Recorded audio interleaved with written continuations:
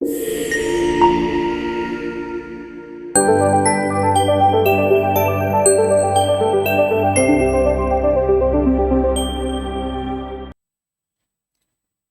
Back to nursing Pathsala. Hello my dear students, কেমন আছো তোমরা? নার্সিং ফাউন্ডেশন এবং অবস্টেটিক নার্সিং এর পরে এবার আমাদের সাবজেক্ট রয়েছে মেন্টাল হেলথ নার্সিং, এবং মেন্টাল হেলথ নার্সিংও আমরা কমপ্লিট করব, এবং এটার উপরে আমাদের ফ্রি মক টেস্ট হতে চলেছে 9th অফ এপ্রিলে। তাহলে এর মধ্যে কিন্তু তোমাদের মেন্টাল হেলথ সাবজেক্টটা কমপ্লিট করে ফেলতে হবে। এই এক্সামটা দেওয়ার জন্য তোমরা 9 তারিখ থেকে 12 তারিখ সকাল 10টা অবধি টাইম পাবে, এবং এক্সামের রেজাল্ট তোমরা 12 তারিখে রাতের বেলায় পেয়ে যাবে। যারা যারা এই ফ্রি মক টেস্ট দিতে চাও, তোমরা ডিসক্রিপশন বক্সের লিঙ্ক থেকে আমাদের হোয়াটসঅ্যাপ কমিউনিটিতে জয়েন করে নিতে পারো। সেখান থেকে তোমরা এক্সাম দেওয়ার জন্য লিঙ্ক পাবে। এছাড়াও আমাদের একটা মক টেস্ট সিরিজ চলছে 2026-এর পোস্ট বেসিক এবং এমএসসি নার্সিংয়ের জন্য। যারা এক্সাম দিয়ে প্রিপারেশন নিতে চাও, তোমরা এই মক টেস্ট সিরিজে জয়েন করতে পারো, এবং এখানে জয়েনের জন্য তোমরা এই ডেসক্রিপশন বক্সে দেওয়া লিঙ্ক থেকে বা এই স্ক্রিনে দেওয়া নাম্বার থেকে হোয়াটসঅ্যাপ করে যোগাযোগ করতে পারো। এছাড়াও আমাদের টেলিগ্রাম চ্যানেলে প্রত্যেক দিন আমরা এমসিকিউ প্র্যাকটিস করি, এবং এই এমসিকিউ প্র্যাকটিস আমরা এখন মেন্টাল হেলথ নার্সিংয়ের উপরে করছি। তো তোমরা যারা আমার চ্যানেলের সাথে এবং আমার সাথে মেন্টাল হেলথ কমপ্লিট করতে চাও, তোমরা টেলিগ্রাম চ্যানেলও জয়েন করতে পারো। সেখানেরও জয়েনিংয়ের লিঙ্ক তোমরা ডিসক্রিপশন বক্সে পেয়ে যাবে। তো চলো দেখে নিই আজকের ক্লাসে তোমাদের জন্য কি কি কোশ্চেন্স রয়েছে। ফার্স্ট কোশ্চেন রয়েছে ইলিউশন। ইলিউশন এবং হ্যালুসিনেশন নিয়ে প্রচুর কনফিউশন, এবং মেন্টাল হেলথ মানেই সেখানে হ্যালুসিনেশন তো ভীষণই কমন। তো ইলিউশন কাকে বলে সেটা নিয়েই আমাদের আজকে প্রথম কোশ্চেন রয়েছে। দেখো কি কি অপশন রয়েছে। ডিক্রিজড ইন্টেন্সিটি অফ স্টিমুলি, অর্থাৎ স্টিমুলাস যেটা আমরা পাচ্ছি, স্টিমুলাস অর্থাৎ যেটা বাইরে থেকে আমাদেরকে এক্সাইট করে, বা বাইরে থেকে কিছু এলে যেটা আমরা রেসপন্স দিই। তো স্টিমুলি হচ্ছে যেটা এক্সটার্নাল এনভায়রনমেন্ট থেকে আমাদের কাছে আসছে। তো সেই স্টিমুলির ইন্টেন্সিটি কমে যাচ্ছে, ডিক্রিজ ইন্টেন্সিটি অফ স্টিমুলি। তারপরে বলেছে miss interpretation of actual stimuli, অর্থাৎ একটা স্টিমুলি প্রেজেন্ট রয়েছে কিন্তু সেটাকে আমরা ভুল ইন্টারপ্রেট করছি। ইনক্রিজড ইন্টেন্সিটি অফ স্টিমুলি, অর্থাৎ স্টিমুলি যেটা রয়েছে সেটাকে আমরা একটু বেশি করে ইন্টেন্সিটি পাচ্ছি। আর একটা রয়েছে থট অ্যাবনর্মালিটি। তাহলে ইলিউশন হচ্ছে যে miss interpretation of actual stimuli. এখানে কি হয় যে একটা জিনিস প্রেজেন্ট রয়েছে কিন্তু আমি সেটাকে ভুল দেখছি বা ভুল বুঝছি। যেমন ঘুম থেকে উঠে আমি একটা দড়ি পড়ে রয়েছে, সেটাকে আমি একটা সাপ দেখলাম, বা রুমের মধ্যে এক কোণায় অনেক জামা কাপড় রাখা ছিল, তো সেটাকে দেখে আমার একটা ভূত বা টেডি বিয়ার বা এরকম ভালুক এরকম কিছু মনে হচ্ছে। এরকমভাবে ছবি একটা দেওয়ালে আঁকা রয়েছে, সেটা দেখে আমার বাঘ মনে হচ্ছে। এরকমভাবে যেখানে জিনিসটা প্রেজেন্ট রয়েছে কিন্তু আমি সেটাকে ভুল বুঝছি, বা আমার যে পারসেপশন রয়েছে সেখানে আমি কিছু ভুল দেখতে পাচ্ছি, সেটাকে আমরা ইলিউশন বলি। আর হ্যালুসিনেশন যেটা, সেখানে কিন্তু কোনো কিছু প্রেজেন্টই নেই, ঠিক আছে, সেখানে একটা দড়িও প্রেজেন্ট নেই কিন্তু আমি তবুও সেখানে কিছু দেখতে পাচ্ছি, এটা হলে হ্যালুসিনেশন হবে। কিন্তু যেখানে দড়ি রয়েছে কিন্তু সেটাকে আমি সাপ ভাবছি, সেটা কিন্তু ইলিউশন। আর যেখানে দড়িও নেই, সাপও নেই, কিছুই নেই, কিন্তু তবুও আমি দেখতে পাচ্ছি যে কিছু একটা প্রাণী আমার দিকে এগিয়ে আসছে, আমাকে বোধহয় মেরে ফেলবে বা আমাকে বোধহয় কামড়ে দেবে, এরকম আমি বুঝতে পারছি, কিন্তু সেখানে কিছুই প্রেজেন্ট নেই, সেটাকে আমরা হ্যালুসিনেশন বলি। ক্লিয়ার? আচ্ছা, নেক্সট দেখো, which stage of addiction psychosocial development theory deals with adolescence. এডিকশনের সাইকোসোশ্যাল ডেভেলপমেন্টের অনেকগুলো স্টেজ রয়েছে, এবং আমাদের এই সাইকোলজি সাবজেক্ট বা এই মেন্টাল হেলথ সাবজেক্টে এরকম বেশ কিছু থিওরি রয়েছে যেগুলো কিন্তু ভীষণ ইম্পর্টেন্ট। তার মধ্যে one of the most important রয়েছে এডিকশনসের থিওরি। তো চলো দেখে নিই এই থিওরিতে কী কী রয়েছে। তো প্রথমত এখানে আমাদেরকে এজ গ্রুপ ওয়াইজ মনে রাখতে হয়। যেমন এখানে দেখো ইনফেন্টের এজ গ্রুপ রয়েছে, তো ইনফেন্টের ক্ষেত্রে এজ গ্রুপ রয়েছে বার্থ থেকে 18 মান্থস। তারপর টডলারের এজ গ্রুপ রয়েছে 1 থেকে 3 ইয়ার্স। প্রি স্কুলের ক্ষেত্রে 3 to 6 ইয়ার্স, স্কুল এজের ক্ষেত্রে রয়েছে 6 to 12 ইয়ার্স। এরকমভাবে আমরা প্রত্যেকটা এজ গ্রুপকে ভাগ করছি। তো এজ গ্রুপগুলো তোমাকে ওই ইনফ্যান্ট বা টডলার তার সাথে সাথে মনে রাখতে হবে। নেক্সট যেটা মনে রাখতে হবে সেটা হচ্ছে ইনফ্যান্টের জন্য যে ডেভেলপমেন্টাল মাইলস্টোন বা ডেভেলপমেন্টাল থিওরি যেটা রয়েছে, যেমন ইনফ্যান্টের জন্য রয়েছে ট্রাস্ট ভার্সাস মিসট্রাস্ট। অর্থাৎ এই জায়গাতে ইনফ্যান্ট স্টেজে বাচ্চার হয় একটা এস্টাবলিশ হবে ট্রাস্ট, মানে হয় সে কেয়ার গিভারের উপরে বিশ্বাস করবে, বা তার সেখান থেকে একটা মিসট্রাস্ট বা বিশ্বস্ততা তার তৈরি হলো না, এই জায়গা থেকেই তৈরি হবে। অ্যাট বার্থের যে 0 থেকে 18 মান্থ অবধি টাইম রয়েছে, সেই সময়ই বাচ্চা হয় বিশ্বাস করতে পারবে মানুষকে বা বিশ্বাস করতে পারবে না। সেই যদি তার কেয়ার গিভারের থেকে সেরকম লাভ নার্চার এগুলো পায়, তবে তার একটা সেফ ফিল হবে এবং তার মধ্যে ট্রাস্ট ডেভেলপ করবে। যদি না হয় তাহলে সেক্ষেত্রে সাসপিসিয়াসনেস তার মধ্যে ডেভেলপ হবে, যে কোনো রিলেশনশিপে তার মধ্যে একটা সাসপিসিয়াসনেস ফিল হবে। ঠিক আছে। যেমন টডলার রয়েছে, টডলারে 1 থেকে 3 বছর বয়স, সেখানে অটোনমি আর সেম রয়েছে। অটোনমি অর্থাৎ নিজে থেকে আমি সমস্ত কিছু করব। 1 থেকে 3 বছরের বাচ্চাদেরকে দেখলে তুমি দেখবে যে নিজে নিজে খাবো, নিজে নিজে জামা পরবো, সমস্ত কিছু একটা নিজে নিজে করার প্রবণতা। তো তুমি যদি তাকে নিজে নিজে করতে দাও বা সে যদি নিজে নিজে অ্যাচিভ করতে পারে কোনো কিছু, তাহলে তার মধ্যে একটা সেন্স অফ ইন্ডিপেন্ডেন্স তৈরি হবে। যদি না করতে পারে বা তুমি হয়তো তাকে করতে দিচ্ছ না, সমস্ত কিছু তুমি তাকে করে দিচ্ছ, সে নিজে করতে পারছে না বা করার চেষ্টা করেও পারছে না, তাহলে তার মধ্যে একটা লো সেলফ এস্টিম ডেভেলপ হবে। ঠিক আছে। তারপরে যেমন প্রি স্কুল রয়েছে, প্রি স্কুলে ইনিশিয়েটিভ ভার্সাস গিল্ট। ইনিশিয়েটিভের ক্ষেত্রেও যে কোনো একটা কিছু করার প্রবণতা, এবং তার সঙ্গে সঙ্গে একটা যদি না করতে পারছি তাহলে একটা কনফ্লিক্ট বা অ্যাংজাইটি তৈরি হচ্ছে। তো সেক্ষেত্রেও হচ্ছে আমরা কি পাচ্ছি যে beginning development of conscience, learning to manage conflict and anxiety. যদি না পাই তাহলে প্যাসিভ পার্সোনালিটি ডেভেলপ হবে, স্ট্রং ফিলিং অফ গিল্ট তৈরি হবে। তারপরে স্কুলে যে ইন্ডাস্ট্রি ভার্সাস ইনফেরিয়রিটি, এখানটায় নিজের যে একটা এবিলিটি, একটা কনফিডেন্স, একটা কোনো কিছু পেলে সেখানে একটা অ্যাকমপ্লিশমেন্টের একটা আনন্দ, একটা ভালো র্যাঙ্ক করলাম, একটা ভালো রেজাল্ট করলাম, এগুলো আমরা পাচ্ছি। যদি না হয় তাহলে আনমোটিভেটেড থাকবে, আনরিলায়েবল থাকবে, এখানে মোটিভেশন আসছে না বা নিজের ভালো লাগছে না।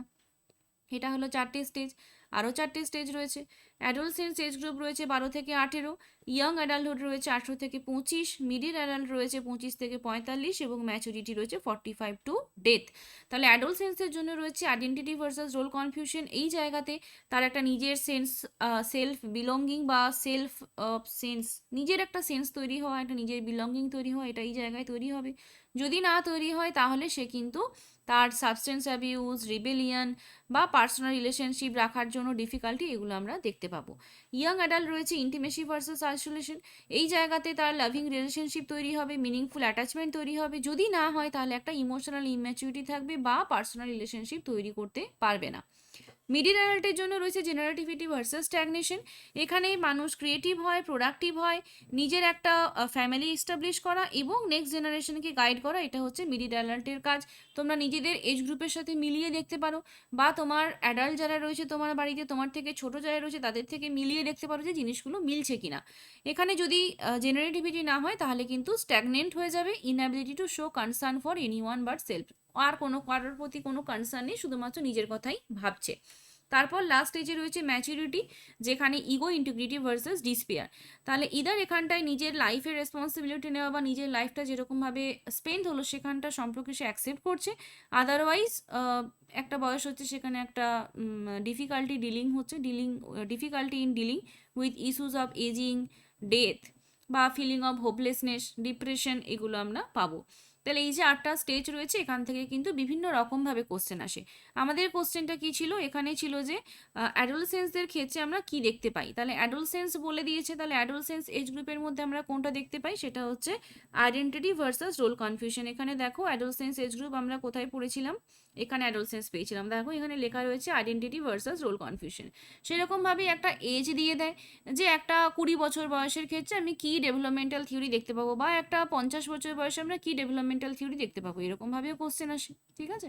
তাহলে এই যে এরিকসনের যে স্টেজেস অফ ডেভেলপমেন্ট, এটা কিন্তু ভীষণ ইম্পর্টেন্ট, এটা তোমাদেরকে মুখস্থ করে নিতে হবে। 2টো স্লাইড রয়েছে, এখান থেকে তোমরা দেখে নিও। Next question, according to Freud which of the following is in closest contact with reality. রিয়েলিটির সাথে ক্লোজেস্ট কন্ট্যাক্ট কোনটা থাকে, ইদ, ইগো, সুপার ইগো এবং লিবিডো। তো ইদ, ইগো, সুপার ইগোর ফর্মুলা তোমাদের মনে আছে কিনা জানি না, তো তোমাদেরকে আমি একটুখানি বলে দিই। ঈদ যেটা রয়েছে এটা রয়েছে আমাদের প্লিজার প্রিন্সিপাল।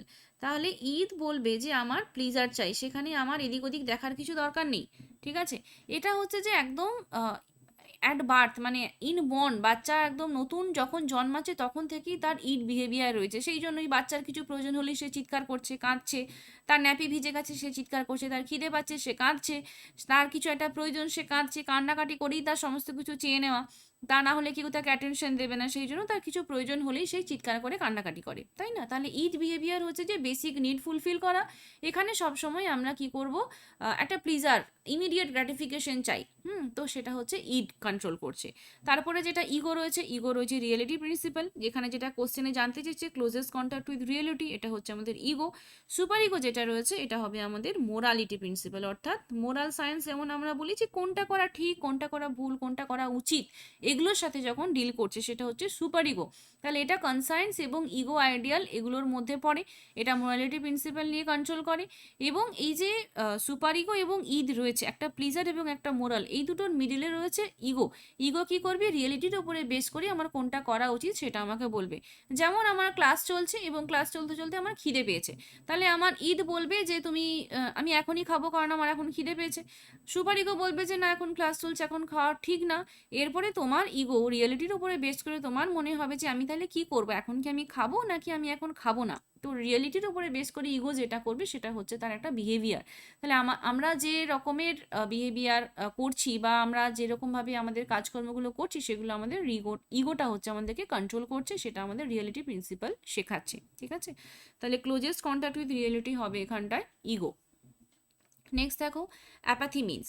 এরকম কিছু কিছু কোশ্চেন তোমরা হচ্ছে মেন্টাল হেলথে পাবে, যেখানে এরকম এটার মানে কি, এখানে অ্যাপাথি রয়েছে, অ্যাপাথি যেরকম রয়েছে সেরকমভাবে আরও অনেক অনেক রকমের টার্ম রয়েছে, অ্যাগনোসিয়া, তারপরে ধরো তোমার অ্যাম্বিভ্যালেন্স, এরকম অনেক টার্ম রয়েছে। তো সেই টার্মগুলো ধরে ধরে কোশ্চেন দিয়েছে, এটার মিনিং কি, ওটার মিনিং কি। তো অ্যাপাথি মানে কি রয়েছে, এখানে অপশন রয়েছে যে absence of affect, absence of mind, absence of speech আর অ্যাবসেন্স অফ পেন। তো তাহলে এখানটায় অ্যাপাথি মানে হচ্ছে যে অ্যাবসেন্স অফ এফেক্ট, যেখানটায় এফেক্ট মানে হচ্ছে ইমোশন, তাহলে যেখানে কোনো ইমোশন নেই সেটাকে আমরা অ্যাপাথি বলছি। ঠিক আছে, তাহলে যখন কোনো ইমোশন থাকছে না তখন সেটাকে আমরা অ্যাপাথি বলছি।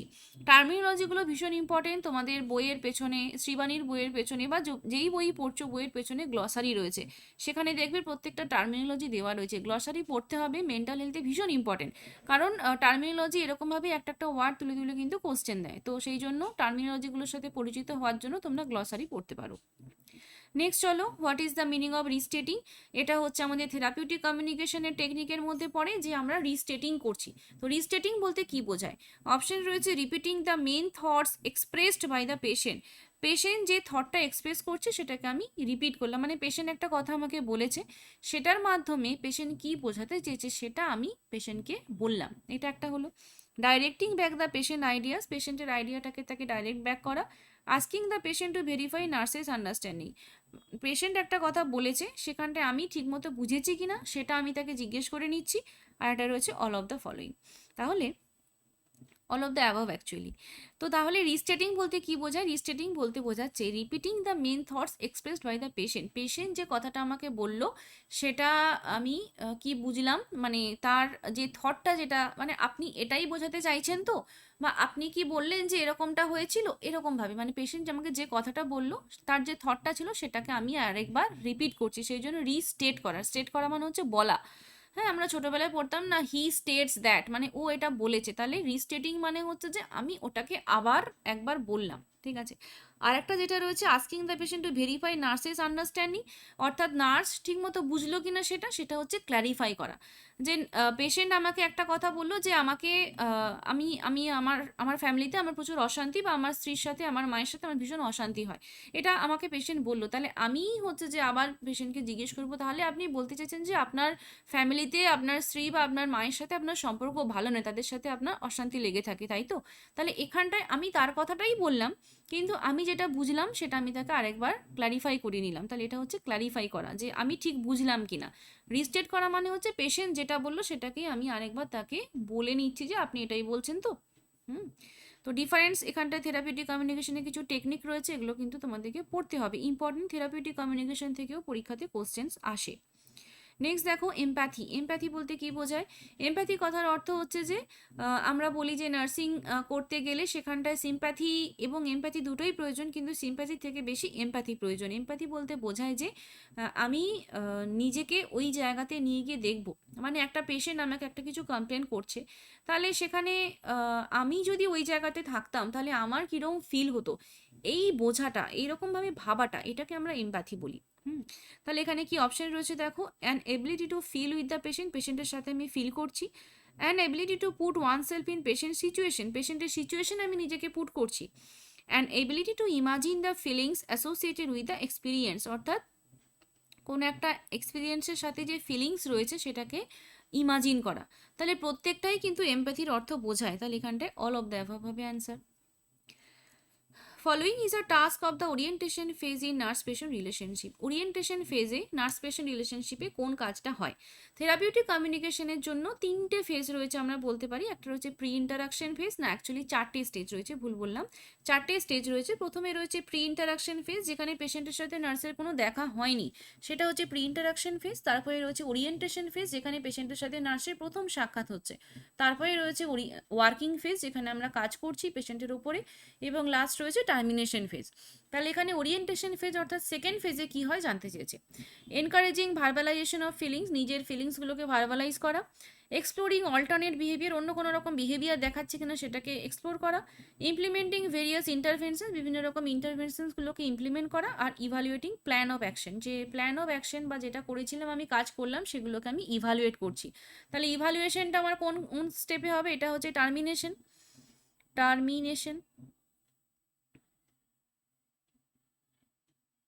এটা টার্মিনেশন হলো। ইমপ্লিমেন্টিং ভেরিয়াস ইন্টারভেনশন, এটা আমরা কোন স্টেজে করবো? এটা আমরা ওয়ার্কিং ফেজে করব, কারণ কাজ করতে করতে আমরা হচ্ছে ইমপ্লিমেন্ট করছি বিভিন্ন রকম, তো এটা ওয়ার্কিং ফেজে হচ্ছে।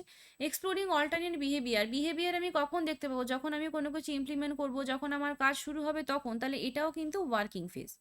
আর এনকারেজিং ভার্বালাইজেশন অফ ফিলিংস, অর্থাৎ পেশেন্টের কি সমস্যা সেটা আমি যখন শুনছি, সে তার নিজের সমস্যা বা নিজের কথাগুলো যখন আমাকে বলছে, ফিলিংসগুলো যখন শেয়ার করছে, সেটা কিন্তু আমরা ওরিয়েন্টেশন ফেজে পাবো। অর্থাৎ পেশেন্ট আমার কাছে এলো, প্রথমে আমি তার কি কি সমস্যা সেগুলো তো শুনবো, শোনার পরে আমি ভাববো যে আমি কি করব, তাহলে সেটা যেটা করার জন্য প্ল্যান করছি সেটা আমি ওরিয়েন্টেশনে করছি। যেটা আমি করছি সেটা ওয়ার্কিং ফেজে করছি, এবং করার পরে সেটা ঠিক হলো কিনা বা পেশেন্টের যে ফিলিংসটা আমাকে বলেছিল সেটা রিজলভ হলো কিনা সেটা আমি টার্মিনেশন ফেজে দেখবো। তাহলে প্রি ইন্টারাকশনে আমি কি করব?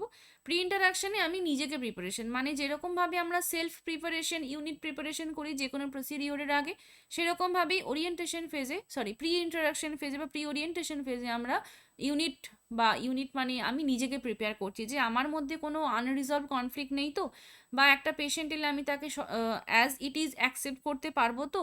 এই যে একটা বিহেভিয়ার নার্সের, মেন্টাল হেলথের পেশেন্টকে নিয়ে ডিল করা এবং একটা নর্মাল মেডিসিন বা সার্জারি ওয়ার্ডের পেশেন্টকে নিয়ে ডিল করা আলাদা। সেক্ষেত্রে পেশেন্টের প্রতি আমি কোনো রকম নেগেটিভ বিহেভিয়ার বা পেশেন্টের প্রতি কোনো রকম নেগেটিভ অ্যাটিটিউড আমি দেখাতে পারবো না। তাহলে সেইগুলো আমার মধ্যে আছে কিনা সেটা আগে আমাকে রিজলভ করতে হবে, তারপরে গিয়ে আমি কিন্তু পেশেন্টের উপরে কাজ করতে পারি। তো সেই কারণে এটা হচ্ছে যে নার্স পেশেন্ট রিলেশনশিপের প্রি ইন্টারাকশন ফেজে আমরা সেলফ প্রিপারেশন করি, এবং ওরিয়েন্টেশন ফেজে আমরা পেশেন্টের সাথে কথা বলি, তার ফিলিংস ভার্বালাইজ করি এবং তার প্রবলেমগুলোকে আমরা এখানটায় শুনে তারপর আমরা কাজের জন্য প্ল্যান করি। আরও একটা কোশ্চেন এখান থেকে আসে যে টার্মিনেশন অফ যে থেরাপিউটিক কমিউনিকেশন সেটা আমরা কোন স্টেজে করছি? এটাও কিন্তু আমরা ওরিয়েন্টেশন ফেজেই করি। ওরিয়েন্টেশন ফেজ থেকেই আমাদের টার্মিনেশনের প্ল্যানিংটা হয়ে যায় যে আমরা কখন এই সেশনটাকে কমপ্লিট করব। অর্থাৎ যখন আমি প্রবলেম শুনলাম তখন তো আমি প্ল্যান করব যে এই কাজগুলো আমি করব, তার জন্য আমার এতগুলো সেশন লাগবে এবং এই সেশনটা এই টাইমে শেষ হবে। ঠিক আছে, next, unconscious transfer of qualities originally associated with another individual by the patient is called.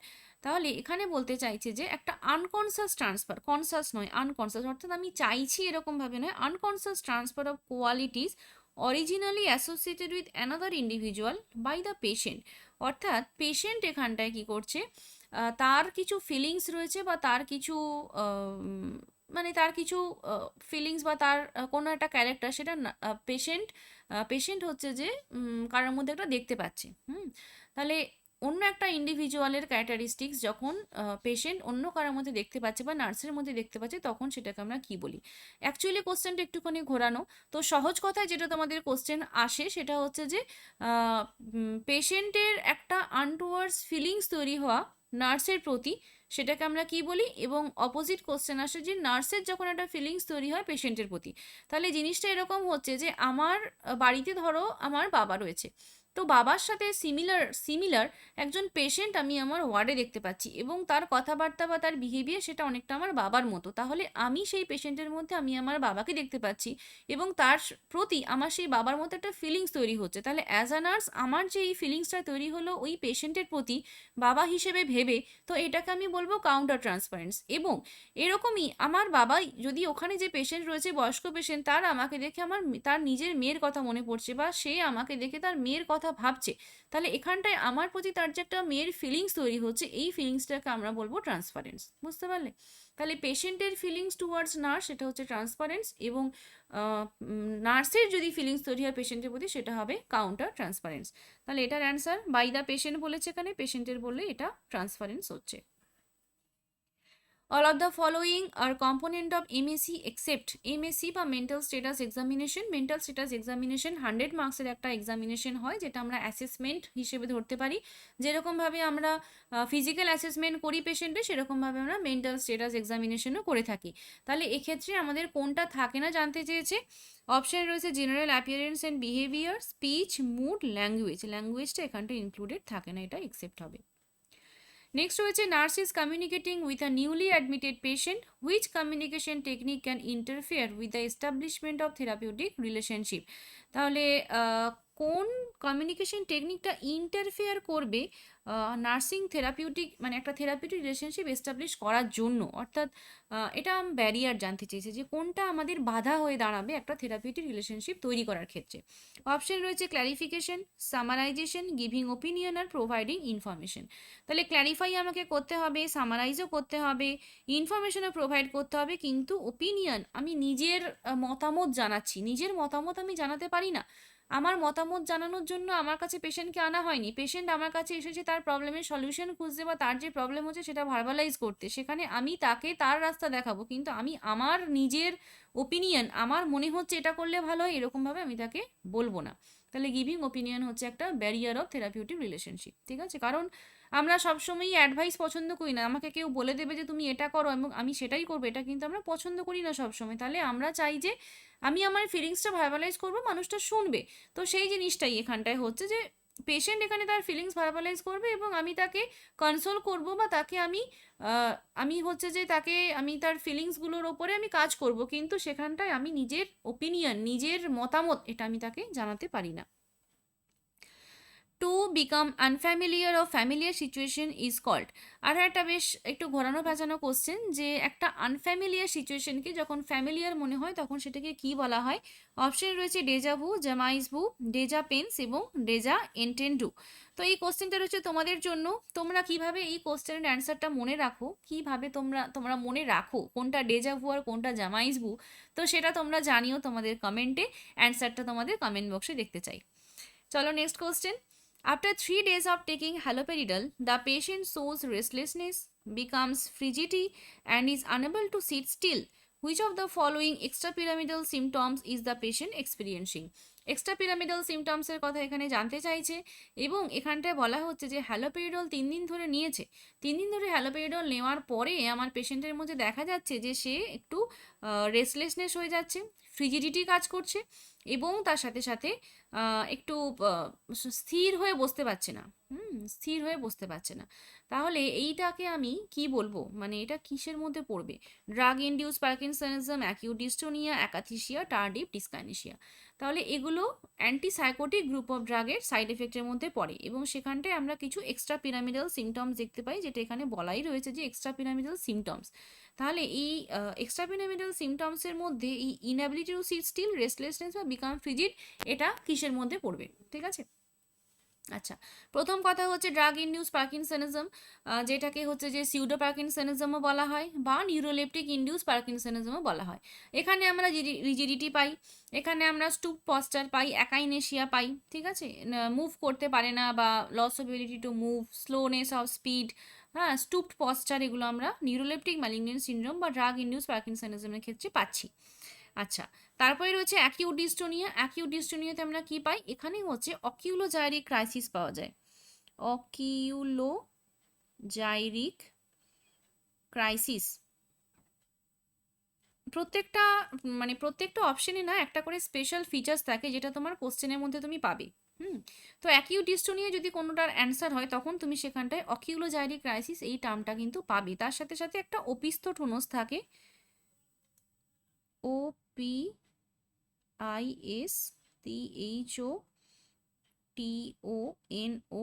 এটার অর্থ হচ্ছে যে হোল বডিতে একটা ডিস্টোনিয়া ফিল হবে। অ্যাকিউট ডিস্টোনিয়াতে হোল বডিতে ডিস্টোনিয়া ফিল হবে, এবং অকিউলোজাইরিক ক্রাইসিস আমরা পাবো, এটা অ্যাকিউট ডিস্টোনিয়াতে পাবো। অ্যাকাথিসিয়াতে কি পাবো? অ্যাকাথিসিয়াতে পাবো একটা সাবজেক্টিভ ফিলিং অফ রেস্টলেসনেস, অর্থাৎ সাবজেক্টিভ ফিলিং মানে বুঝতে পারছো, সেট বাই পেশেন্ট। তাহলে subjective feeling of restlessness, patient সবসময় নিজেকে একটা রেস্টলেস ফিল করছে। তাহলে রেস্টলেসনেস এই টার্মটা আমার কোশ্চেনের মধ্যে থাকবে। পেশেন্ট রেস্টলেস ফিল করছে, আনএবল টু সিট স্টিল, তাহলে পেশেন্ট স্টিল হয়ে বসতে পারছে না, তাহলে এই টার্মগুলো আমরা কোশ্চেনে পাচ্ছি এবং এখানটায় অপশনে অ্যাকাথিসিয়া রয়েছে, তাহলে এটা আমার অ্যান্সার হবে। টার্ডিভ ডিসকাইনেসিয়াতে কি পাবো? টার্ডিভ ডিসকাইনেসিয়া যখন থাকবে তখন তোমাকে বলা থাকবে যে এটা একটা ডিলেড সিমটমস, অর্থাৎ আমি একটু দেরি করে পাচ্ছি। মানে এখানে যেমন বলা রয়েছে যে আফটার 3 days, 3 দিন পরে, এখানটায় 3 দিন পরে হবে না, এটা তৈরি হতে আমার সময় লাগবে, ঠিক আছে, 2 মাস 3 মাস এরকম সময় লাগতে পারে, ঠিক আছে। তাহলে এরকমভাবে আমার কিছু কিছু ওই ক্রাইটেরিয়া রয়েছে, তোমরা পড়লেই বুঝতে পারবে এক্সট্রামিনেবল সিমটমসগুলো, যে প্রত্যেকটার মধ্যে একটা কিছু টার্ম রয়েছে, সেই টার্মটাই কিন্তু তোমার কোশ্চেনের মধ্যে থাকবে, তবে তুমি সেটার অ্যান্সার করতে পারবে যে এটা হবে। তাহলে এই যে কটা আমি বললাম মুখস্থ করে নিও, এখান থেকে কোশ্চেন আসে এক্সামে। এক্সট্রাপিনেমিনাল সিমটম এবং এই অ্যান্টিসাইকোটিক গ্রুপ অফ ড্রাগ কিন্তু ইম্পর্টেন্ট। বেশ, next question, which of the following drug needs WBC level checked periodically? কোন ড্রাগটা খেলে ডাব্লিউবিসি লেভেলটা পিরিয়ডিক্যালি চেক করতে হয়? অপশন রয়েছে লিথিয়াম, ক্লোজাপাইন, ওলানজাপাইন এবং ডাইজিপাম। এবং এটার অ্যান্সারও, এটাও হচ্ছে একটা অ্যান্টিসাইকোটিক গ্রুপ অফ ড্রাগ, যেটা হচ্ছে যে আমাদের ক্লোজাপাইন যখন আমি দিচ্ছি তখন সেক্ষেত্রে একটা ওই ইয়ে চেক করতে হয় যে ডাব্লিউবিসি কাউন্ট কমে যাওয়ার একটা সম্ভাবনা থাকে, সেই জন্য আমরা অ্যাগ্রনিউলোসাইটোসিস হওয়ার সম্ভাবনা থাকে, সেই জন্য হচ্ছে ক্লোজাপাইন দিলে আমাদেরকে ডাব্লিউবিসি কাউন্টটা চেক করতে হয়, ঠিক আছে। এটা হচ্ছে one type of anticholinergic effect আমরা বলতে পারি, ড্রাগের সাইড এফেক্ট যেরকম হয় সেরকম একটা অ্যান্টিকোলিনার্জিক এফেক্ট, সেই কারণে এটা হয়ে থাকে। Next question, which of the following instructions should the nurse include while imparting health education to a patient who has been prescribed lithium? Lithium prescribe করেছি পেশেন্টকে, তাহলে কি হেলথ এডুকেশন আমাকে দিতে হবে? Restrict fluid intake to 1 litre daily, 1 litre fluid restriction করে দেবো। Maintain fluid intake 2.5 to 3 litres daily, মানে দুটো অপোজিট অপশন রয়েছে, তাহলে দুটোর মধ্যে একটা অ্যান্সার হতে পারে। তারপর রয়েছে রেস্ট্রিক্ট সোডিয়াম ইনটেক এবং মেনটেন পটাশিয়াম লেভেল। আচ্ছা, লিথিয়াম যখন আমি পেশেন্টকে দেবো, লিথিয়াম টক্সিসিটি হওয়ার সম্ভাবনা থাকে খুব বেশি, তো সেই জন্য পেশেন্টকে কি করতে হবে? ফ্লুইড দিতে হবে। পেশেন্টকে বলবো আমি বেশি করে জল খেতে, 2.5 থেকে 3 লিটার্স ডেলি ওয়াটার ইনটেক করতে হবে। লিথিয়ামের যে নার্সিং রেসপন্সিবিলিটিস রয়েছে, লিথিয়ামের নার্সিং রেসপন্সিবিলিটিস ইম্পর্টেন্ট। লিথিয়ামের নার্সিং রেসপন্সিবিলিটিস পড়বে যে লিথিয়াম একটা পেশেন্টকে দিলে কি কি প্রিকশন আমাদেরকে মেনটেন করতে হয়। নেক্সট দেখো, থেরাপিউটিক লেভেলস অফ লিথিয়াম, এটা অনলাইনের কোশ্চেন। থেরাপিউটিক লেভেল হচ্ছে 0.8 থেকে 1.2 মিলি ইকুইভ্যালেন্ট পার লিটার, 0.6 থেকে 1.2 অনেক সময় অপশনে থাকে, যেটাই থাকুক না কেন এটার অ্যান্সার 0.8 থেকে 1.2 বা 0.6 থেকে 1.2 দুটোই হতে পারে।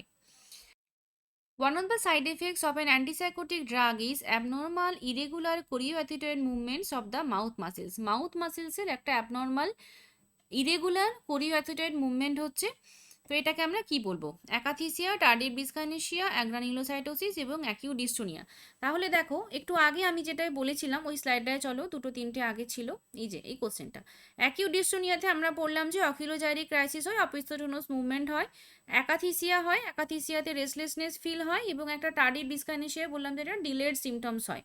তো এখানটায় আমার যে অপশনগুলো রয়েছে, অ্যাকাথিসিয়া, তাহলে অ্যাকাথিসিয়া হচ্ছে না, সাবজেক্টিভ ফিলিং এর কথা বলেনি। টার্ডিভ ডিসকাইনেসিয়া এখানটায় কি হবে? দেখছি এটা ডিলেট বলেছিল। অ্যাকিউট ডিস্টোনিয়াটাতে আমরা বললাম যে অকিউলোজাইরিক ক্রাইসিস হয়, তাহলে এখানটায় সেটা হচ্ছে না। অ্যাগ্রানিউলোসাইটোসিস বললাম যে ক্লোজাপাইনের সাইড এফেক্ট, তাহলে একটাই অপশন পড়ে রয়েছে টার্ডিভ ডিসকাইনেসিয়া। টার্ডিভ ডিসকাইনেসিয়ার ক্ষেত্রে এই কোরিওঅ্যাথেটয়েড মুভমেন্ট অফ মাউথ মাসেল, মানে মাউথ মাসেলসগুলো মনে হচ্ছে যেন সবসময় একটা মানে মুভমেন্ট হচ্ছে, এরকম এরকম টাইপের ফিল হয়। তো এটা কোরিওঅ্যাথেটয়েড মুভমেন্ট বলা হয়। একটা ইনভলেন্টারি রিফ্লেক্স বলতে পারি, বা একটা টুইস্টিং হয়ে যাচ্ছে মুখের মধ্যে, হ্যাঁ এরকম। শুধুমাত্র যে ফেসে হয় সেটা নয়, হ্যান্ড বা ফিট এগুলোতেও হতে পারে, ঠিক আছে। তো এটা হচ্ছে টার্ডিভ ডিসকাইনেসিয়া, এবং এটা কিন্তু ডিলেট, যেটা বলেছিলাম যে ডিলেটটা তো কিন্তু ফিক্সই রয়েছে, ডিলেডই হবে, কিন্তু এটা হচ্ছে তোমার মাউথ মাসেল বা এই মাসেলসগুলোতে আমরা একটা এক্সট্রা মুভমেন্টস দেখতে পাচ্ছি। Next, patient on MAO should be advice not to ingest rich food, prevent hypertensive crisis. কোন ফুডটা আমরা খেতে না বলবো মাও ড্রাগ যদি খাওয়া হয়? মাও ড্রাগ অর্থাৎ যেটা monoamine oxidase inhibitor, monoamine oxidase inhibitor group of drug হচ্ছে একটা anti depression group of drug. এবং এটার মধ্যে এক্সাম্পল যেমন ট্রাজাডোন পড়ে, ট্রাজাডোন ট্রাজাডোন আইসোকার্বক্সাজিড, এগুলো হচ্ছে তোমার এই মাও গ্রুপ অফ ড্রাগের মধ্যে পড়ে। তো অনেক সময় নাম আসে যে ট্রাজাডোন কোন গ্রুপ অফ ড্রাগ বা মাও গ্রুপের ড্রাগের নাম, তো সেই জন্য ড্রাগের নামগুলো মনে রাখতে হয়। অ্যান্টিডিপ্রেশেন্টের মধ্যে টিসিএ রয়েছে, ট্রাইসাইক্লিক অ্যান্টিডিপ্রেশন, ইমিপ্রামাইন, অ্যামিট্রিপ্টিলিন। আর এসএসআরআই রয়েছে, সিলেক্টিভ সিরোটোনিন রিআপটেক ইনহিবিটর, যেটার মধ্যে ফ্লোক্সেটিন, সার্টালাইন এগুলো পড়ে। আর তোমার মোনোঅ্যামাইনটা ইম্পর্টেন্ট, মাও, এটা হচ্ছে ট্রাজাডোন আইসোকার্বক্সাজিড। এই নামগুলোই মোটামুটি ঘুরিয়ে ফিরিয়ে আসে, তো সেই জন্য এগুলো একটুখানি মুখস্থ করবে যে কোন গ্রুপ অফ ড্রাগের মধ্যে কোনটা পড়ছে। তো এই যে মাও গ্রুপ অফ ড্রাগ যদি আমরা দিই, তো সেক্ষেত্রে পেশেন্টের হাইপারটেনসিভ ক্রাইসিস হয় এবং তার সাথে সাথে অক্সিপিটাল হেডেক দেখা যায়। অনেক সময় এটাও কোশ্চেনে আসে যে অক্সিপিটাল হেডেক আমরা কোন গ্রুপ অফ ড্রাগের ক্ষেত্রে পাই, তো সেটা মাও গ্রুপ অফ ড্রাগের সাইড এফেক্টের মধ্যে অক্সিপিটাল হেডেক থাকে। তো সেই ক্ষেত্রে আমরা টায়রামিন রিচ ফুড খেতে বারণ করি। টায়রামিন রিচ ফুড বলতে aged cheese, can food, dry fish, sausage, chocolate, beer, coffee, এগুলো সমস্ত হচ্ছে মাও গ্রুপ অফ ড্রাগের মানে টায়রামিন রিচ। তো এগুলো হচ্ছে যখন মাও ড্রাগ হয় তখন এগুলোকে খেতে বারণ করা হয়, ঠিক আছে। তো এটা মনে রাখবে, মাও গ্রুপ অফ ড্রাগ বা মাওটা হচ্ছে, এটা একটা ইম্পর্টেন্ট কোশ্চেন, এরকম কোশ্চেন এক্সামে আসে। নেক্সট দেখো, delirium is a disorder of. Delirium কিসের ডিসঅর্ডার? ডিলিরিয়াম এবং ডিমেনশিয়া দুটো ভীষণই কমন টার্ম, মানে দুটো হচ্ছে যে সাইমultaneously পরপর মনে চলে আসে। তো একটা ডিলিরিয়াম এবং একটা হচ্ছে ডিমেনশিয়া, ঠিক আছে। ডিমেনশিয়ার সাথে মনে রাখবে এটা হচ্ছে অ্যালজাইমার লাইক ডিমেনশিয়া। অ্যালজাইমার মানে ভুলে যাওয়া, তো কনসাসনেস প্রেজেন্ট থাকবে কিন্তু তবু ভুলে যাবে। আর ডিলিরিয়াম মানে হচ্ছে যে এখানে কনসাসনেস থাকবে না, অল্টার্ড লেভেল অফ কনসাসনেস আমরা পাবো, ঠিক আছে। এটা তার একটা কনসাসনেসের disorder. Next, disorder of motor activity in which the person constantly maintains the position without any movement। এখানে একটা মোটর অ্যাক্টিভিটির কথা বলা রয়েছে, ডিসঅর্ডার অফ মোটর অ্যাক্টিভিটি, যেখানে পার্সন একটা কনস্ট্যান্টলি পজিশন মেনটেন করছে, কোনো মুভমেন্ট করছে না। ম্যানারিজম, ক্যাটাপ্লেক্সি, ভার্বিজানেশন আর নেগেটিভিজম।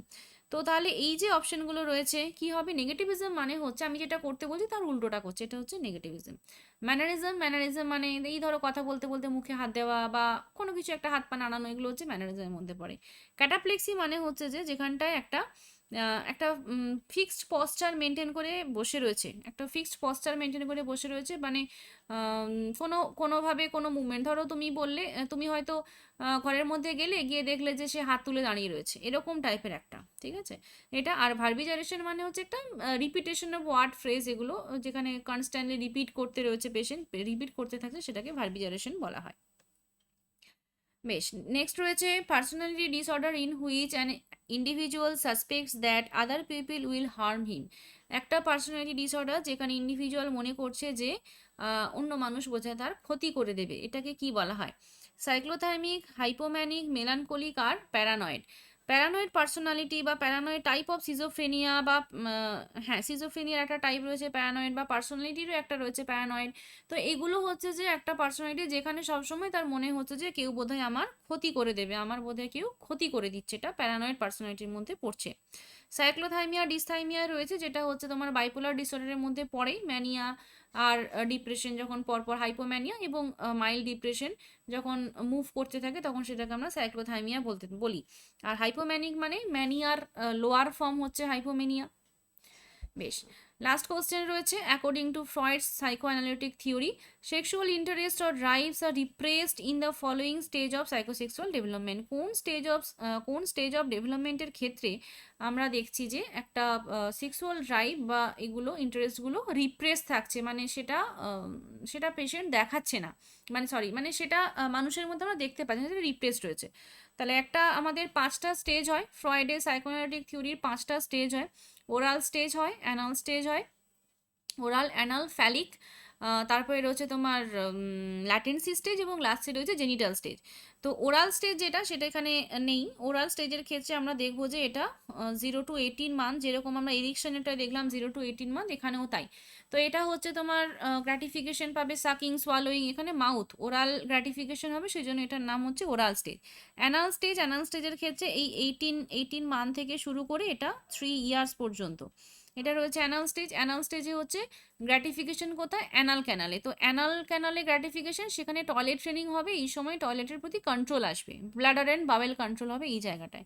নেক্সট স্টেজ রয়েছে ফ্যালিক স্টেজ। ফ্যালিক স্টেজে হচ্ছে যে জেনিটালসের জায়গা, এখানে ইডিপাস কমপ্লেক্স এবং ইলেকট্রা কমপ্লেক্স দেখা যায়। এটা হবে তোমার 3 to 6 ইয়ার্স। আর লাস্টে রয়েছে তোমার ল্যাটেন্সি স্টেজ। ল্যাটেন্সি স্টেজ রয়েছে 6 to 12 ইয়ার্স। 6 to 12 ইয়ার্সে হচ্ছে তোমার সেক্সুয়াল ড্রাইভগুলো ডরমেন্ট, যেটা আমাকে কোশ্চেনে জানতে চেয়েছে। এখানটায় সেক্সুয়াল কাজ করে না, এখানটায় বাচ্চা স্কুলে যাচ্ছে, 6 থেকে 12 বছর বয়স। আর লাস্ট স্টেজ হচ্ছে জেনিটাল স্টেজ, যেটা 12 ইয়ার্স থেকে অনওয়ার্ডস।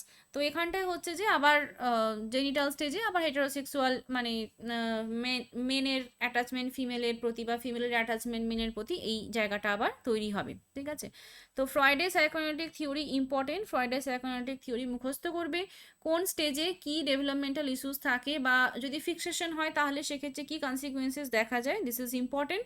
তো সাইকোঅ্যানালিটিক থিওরি ভালো করে তোমরা মুখস্থ করো। That's all for today. Thank you সবাইকে পুরো ভিডিওটা দেখার জন্য। ভালো লাগলে লাইক, কমেন্ট ও শেয়ার করো। খুব তাড়াতাড়ি দেখা হবে আরও একটি ভিডিও নিয়ে। তোমরা সবাই খুব ভালো থাকবে এবং মন দিয়ে পড়াশোনা করবে। Bye bye.